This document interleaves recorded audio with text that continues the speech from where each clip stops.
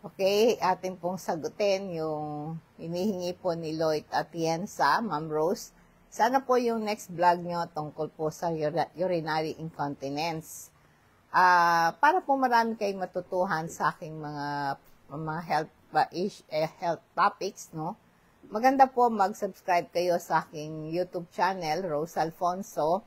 I-click nyo lang po yung bell, pati yung subscribe para updated kayo sa aking mga bagong video. Ganun din po sa aking Facebook page, Patnubay sa Kalusugan. Pakiclick lang yung follow, like, and share. Yung tanong mo, Lo, yung urinary incontinence o kawalan ito ng control. Pag urinary incontinence, ang ibig sabihin po nito, kawalan ng control sa pag-ihi. Hindi sinasadyang lumabas ang ihi. Ito isang pangkaraniwang problema. Maring maapekto kahit ano pa edad mo. Pero karaniwan po ito sa mga matatanda na ito'y kawalan ng control sa pag-ihi. Isang condition kung isang tao ay hindi mapigilan yung pag-ihi niya. Bigla na lang tumutulo, no? Minsan biglang lumalabas ang ihi.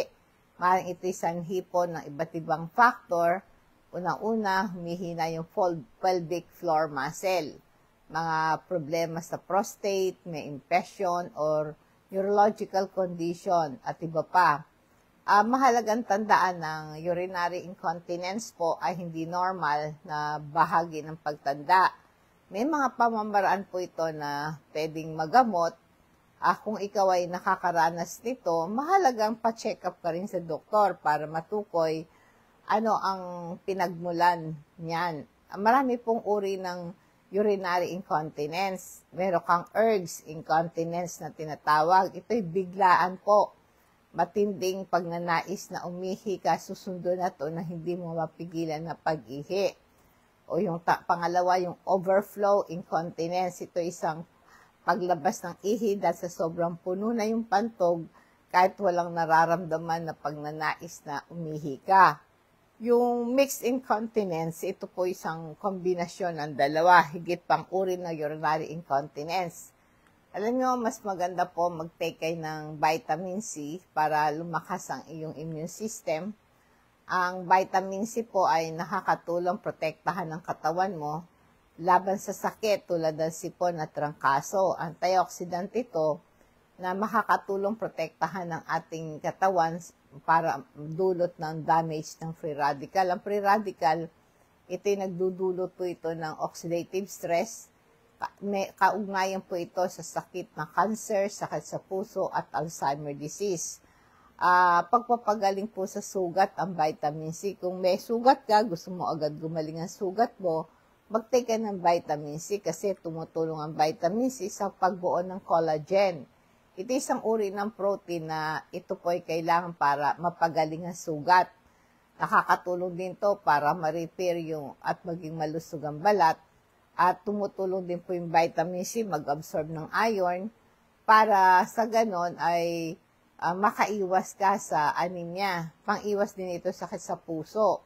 Ay sa pag-aaral, vitamin C nakakatulong sa pagbaba ng BP, nag-improve yung blood flow, nakakatulong maiwas ang sakit sa puso.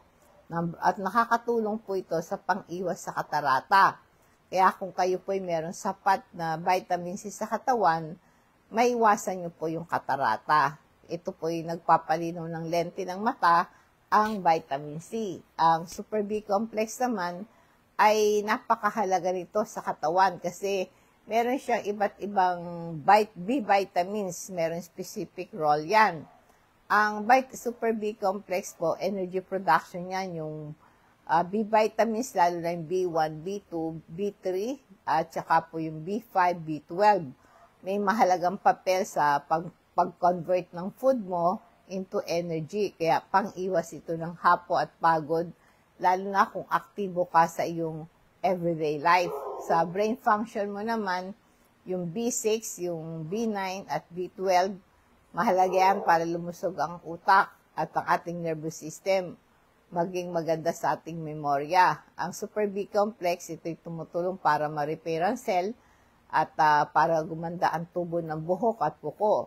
Sa puso natin, ang vitamin B6, B9, B12, nakakatulong para ma-regulate ang ang ating pong yung ating dugo, no? Maiwas po ang panganib sa sakit sa puso. Sa mental health, sa kanilang pag-aaral, ang B6, B9 at B12 makakatulong sa pagbaba ng depression at anxiety. Kung buntis ka naman, ang Super B complex, meron siyang B9. Ito'y mahalaga sa buntis dahil nakakatulong ito para lumusog ang nervous system at maiwasan ang birth defect. Yan po, available po yan sa Patnubay. Kung nais nyo pong magpa-deliver ng vitamins at Super B complex, meron po tayo niyan, no? Alam mo yung tinatawag na stress incontinence, ito po yung paglabas ng ihik pag meron kang pressure sa pantog, tulad ng pagka umubo ka, bumahing ka, tumawa ka, o nagbuhat ka ng mabigat na bagay. Ang tawag dito is stress incontinence, na ang tayo nakakaranas ng pagtulo o paglabas ng ihi habang inuubo, nagbabahing, nagbubuhat ng mabigat, no? Minsan, tumawa ka lang, nagbahing ka lang, umubo ka lang, tapos nag-exercise ka, ay bigla na lang tutulo ihi mo. Ito pong stress incontinence na ito, karaniwan po ito sa mga babae. Tapos yung lalo na yung kapapanganak lang o nasa menopausal. Kasi nagpapahina ng pelvic floor muscle kapag po ang isang babae ay menopause na siya, no? At saka one thing, pag nanganak ka na, yung floor area, yung pelvic floor, ito'y parang duyan na doon ang ating mga matres, no? Nadoon sila para ito ay manatili sa kanilang posisyon. Pero once na yung pelvic floor muscle, na kung saan po nakalagay, napoprotektahan yung ating matres, yung ating pantog, pag humina yung pelvic floor muscle na yon, ay madali kang umihi. Kaya lalo na po kung masyado kang mataba, no? Naiirita yung pantog. Kaya nga po yung meron po tinatawag na Kegel exercise. Ang Kegel exercise, ito isang epektibong paraan para itong stress incontinence na ito'y masolve. Ito ay simpleng exercise, nagpapalakas ng pelvic muscle, yung mga kalamnan na sumusuporta sa pantog at tumutulong sa pag-control ng pag-ihi. Paano po ba ginagawa yung Kegel exercise? Isipin mo na pinipigilan mo yung ihi mo o pinipigilan mo yung nadudumi ka. Yung kalamnan na ginagamit ay ang yung pelvic floor muscle para makontrol yung ihi mo, makontrol yung pagpupo mo. So, ang gawin mo, higpitan mo yung kalamnan na yon. Higpitan mo yung pelvic floor muscle. Pwede mo i-hold ng 3 to 5 seconds. And then, i-relax mo ulit ang kalamnan, 5 seconds din. Then, i-relax mo, tapos i-contract ulit. Parang 5-5-5-5, no? Mag-contract ka ng 5, bilang ka ng 1, 2, 3, 4, 5. And then, i-hold mo ng 1, 2, 3, 4, 5. Then, i-release mo yung ihi mo, 1, 2, 3, 4, 5. Gawin mo to ng 10 to 15 beses. Gawin ito 3 beses sa isang araw. Ang mga tips sa paggawa ng Kegel exercise, siguraduhin mong walang laman ang iyong pantog bago mo gawin itong exercise na to. Pwede kang huminga ng normal habang ginagawa mo exercise na to. Huwag mong pigilan ang hininga mo. Huwag mong higpitan ang iyong mga kalamnan sa tiyan, hita o puwitan. Magsimula lang sa maikling oras ng paghawak at dahan-dahan o dagdagan mo ang oras habang lumalakas ang iyong mga kalamnan. Maging matiyaga ka, maaaring tumagas ng ilang linggo o buwan bago maramdaman ang benepisyo ng Kegel exercise. Inulit ko po ang Kegel exercise. Halimbawa, yung relax mo yung muscle mo dito sa puso mo, yung bang, di ba, minsan umiihi ka, yung pinipigil mo yung pag-ihi mo, pinipigil mo yung pagdumi mo. Yun yung parang hihigpitan mo yung muscle doon, no? 1, 2, 3, 4, 5, magbilang ka, higpitan mo ng ganon, i-relax mo ng 1, 2, 3, 4, tapos i-release mo ng 1, 2, 3, 4, 5, ganon, 5, 5, 5, 5. Gawin mo yan ng 15 times. Yan po ang tawag na Kegel exercise. Bahagi ito ng malusog na pamumuhay para makontrol mo yung stress incontinence na yan.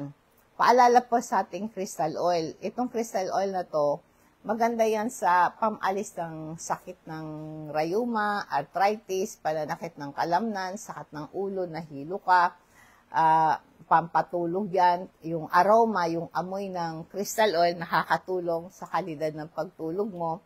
Pangalis ng bara ng ilong, pag hinaplas mo sa ilong, makati ang lalamunan mo, haplas mo sa dibdib mo, para guminhawa yung paghinga mo. Pampangginhawa ng sakit ng tiyan, kung meron kayong kabag, bloated ka, sinisikmura ka, at hindi mo para nasusuka ka, naduduwal ka, haplasan mo lang ng crystal oil. Pangontra din yan sa lamok. Ang amoy ng crystal oil, ayaw ng lamok, tinataboy mo sila at hindi ka kakagatin. Kung nakagat ka naman, haplasan mo lang ng crystal oil, mawala ang kate. Yun naman pong ating crystal oil, yung activated charcoal natin, galing yan sa kahoy at saka niyog. Ginagamit ito sa medisina, iba't ibang benefit, no? Ang activated charcoal, pang alis ng pamamaga ng ating digestive system. Kung bloated ka, ang activated charcoal, sumisipsip ng gas at toxin sa bituka. Meron siyang antibacterial properties. Pumapatay ito ng ilang bakterya sa digestive system. Gamot din ito sa pagkalason. Ito po'y maganda po sa nagtatae, nagda-diarrhea, at sa dumudumi ka ng tubig. Tumutulong ito para makontrol yung food poisoning. Pampabango din ito ng hininga kasi sinisipsip yung bakterya, toxin sa bibig, kaya babango hininga mo pag nagtake na activated charcoal. Okay, ang gawin po natin kung meron kayong hindi mapigil yung ihi, kailangan po kung mataba ka, mag-lose weight ka kasi yung dagdag timbang naglalagay ng pressure sa pantog. Iwasan din ng paninigarilyo kasi yung sigarilyo nakakapagpahina ng pelvic floor muscle. Bawasan mo yung pag-inom ng kape, alak, ito'y pampaihi pa lalo yan. Uminom ka ng sapat na tubig. Makakatulong ito para manatiling malusog ang pantog mo. Maiwasan pa yung infeksyon. Maiwasan maging concentrated ang ihi mo. Kasi pag kulang ka sa tubig, dumadami yung bakterya. Kaya nagkakaroon ka ng UTI. Kaya pag uminom ka ng sapat na tubig, nakakatulong para mabawasan po yung concentration ng ihi mo. Kung hirap kang umihi, maiwasan nito at maiwasan po natin ang sakit sa puson at balakang. Ang tubig po ay nakakatulong para ma-flush out ang mga toxin at irritant sa pantog at para manatiling malusog ang lining at maiwasan ang pangangati, maring magdulot ito ng urinary incontinence. Ang pag-ihi ng regular, huwag mong pigilan kasi pag pinipigil ang ihi mo ng matagal, pwede ka mag-cause ng UTI. Kapag napuno na yung pantog at matagal na hindi mo na ilabas, nagiging breeding ground ito ng bakterya, magdudulot ng UTI. At mahihina ang pantog mo, madalas nagdudulot po ito ng problema sa nagiging palaihi ka. At pwede ka pa rin magkaroon ng bato sa bato pagka ikaw ay kulang sa tubig. Kaya kailangan para maiwasan po yung problema sa UTI, nagiging sanhi ng palaihi ka o dahil sa kulang ng tubig, no? Kaya huwag mong pipigilan yung ihi mo. Kung naihi ka, kailangan ilabas mo yan. Magdudulot ng discomfort yan at problema. Kaya kailangan po maging mihi ng regular, huwag pigilan ng ihi ng matagal. Ugaling umihi tuwing nararamdaman mo kahit na naabala ka. Paalala po sa lecithin. Ang lecithin maganda to sa utak. Ito po'y magandang pinagmumulan ng choline, isang nutrients para sa kalusugan ng utak. Kaya kung kayo po ay nais nating lumusog yung ating brain at makakuha tayo ng choline, ang lecithin po ay isang mahalaga para sa ating memorya, para ito rin po yung makakatulong maiwasan po yung pagiging ulyanin, no? Ito'y napapabuti sa ating cognitive function. bahagi ito ng ating cell membrane ng lecithin, kaya kabilang ito sa utak, tumutulong ito at manatili sa integridad ng ating utak. Ito yung mahalagang papel para sa ganon ay i-maintain po natin ang normal function ng brain, maiwasan natin ng Alzheimer disease, dementia, kaya malaking tulong po na dapat nakakainom po tayo ng lecithin. Malaking tulong po ito para sa ating kalusugan. Lalo na po, siyempre, bukod po doon sa mga vitamins na yan, ng utak natin, kailangan nakakatulog tayo. At tayo po ay i-lesser ang stress kasi ang number one, nakakasira po sa ating utak yung problema. Pag masyado kang malala ang problema mo, lagi kang galit, lagi kang naiinis, nakakasira po ng utak yon. Kaya marami po ang nababaliw, nagkakaroon ng Alzheimer disease, dulot ito ng depression. Kaya ang happy people, pag tayo po ay masaya, naiwasan po natin ito. Alam niyo po ba, nakakatulong din po ang ating pong masarap na tulog. Pag relax ka, nakakatulog ka mabuti, maganda po ang function ng ating pantog. Pagka ikaw ay pasyadong pagod, kulang ka sa pahinga, very stressful pa yung buhay mo, mali pa yung pagkain mo, tendency, nagiging palaihi ka. Lalo na po yung mga lalaki, nagkakaroon po ng prostate problem, ay kailangan po ay maging maingat tayo sa kinakain natin. Yung lifestyle, importante, no? Sabi ng mga doctors, ang kailangan po nito ay manatili tayong, i-lessen natin yung salty, fatty, and sugary food para makontrol po yung palaihi ka. At saka alam na, di ba, sa ating mga babae, sanhin ang ating panganak, pagtanda, labis na kabataan, at saka maraming repeated pregnancy, nagkakaroon po talaga ng problema sa pag-ihi. Sa lalaki naman, yung may prostate problem, maring nakakaranas din po ito ng hindi mapigil na pag-ihi. Mga UTI, nagdudulot din ito ng urinary incontinence. Mga sakit tulad ng stroke, multiple sclerosis, Parkinson disease, maapektuhan din yung nerve na kumukontrol sa pantog. Pwedeng magdulot ito ng urinary incontinence.